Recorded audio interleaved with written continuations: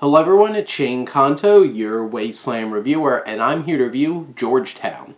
And this is film starring and directed by Christoph Waltz and written by David Auburn, who previously has done the new Charlie's Angels, The Lake House, and Proof. And this film really leans in onto some melodrama, and you could probably tell from the previous works of this screenwriter, but it's very interesting to think of Christoph Waltz taking on directing. And in this capacity, he takes on this story that's apparently influenced by real life. And in this, you have the story of some man named Ulrich Mott, who is a social climber. He said he's been in the French Foreign Legion and brigadier general in the Iraqi army, and he has all these things, and he weasels his way into the life of a wealthy widow played by Vanessa Redgrave. And her daughter Annette Bening is really concerned about this situation, and it starts off with the death of Vanessa Redgrave's character. And then we go through really messy, non-linear storytelling. Whether it's how they chose to edit it together, or how they chose, how it was written in the script, it's just so cluttered and messy, and it's hard to get your bearings watching this, that after a while I'm just confused. And it just made it harder for me to connect with the story and really follow along to exactly what's going on here. And that's not a good thing.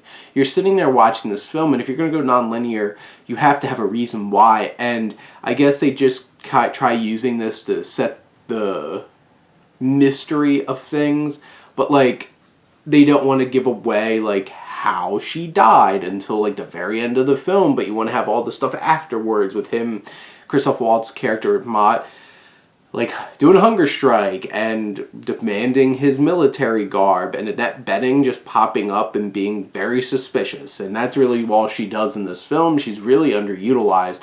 There's nothing much to her character. She's just a suspicious daughter wanting to know who's this man in her mother's life.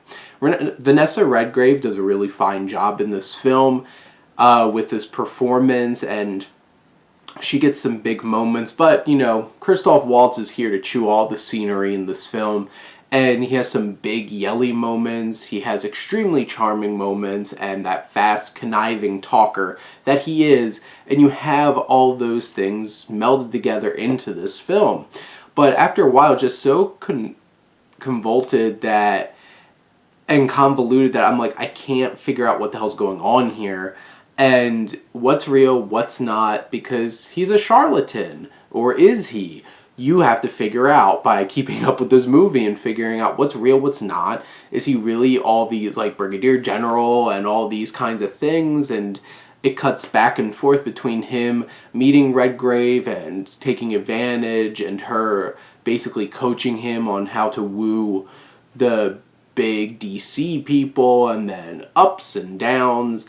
Their relationship, what he's doing with his time when they're not together, and there's some very toxic elements of this relationship, extremely toxic. This film feels like it's trying to accomplish what the film Bernie did, with Jack Black and Matthew McConaughey and Shirley MacLaine, directed by Richard Linklater, except this feels so much more messy and definitely not done as well as Bernie. I love Bernie. It's up there.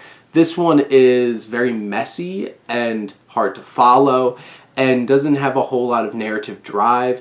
And it does build some really good tension, but I feel like that's mostly because of the acting, not necessarily the direction of the scenes.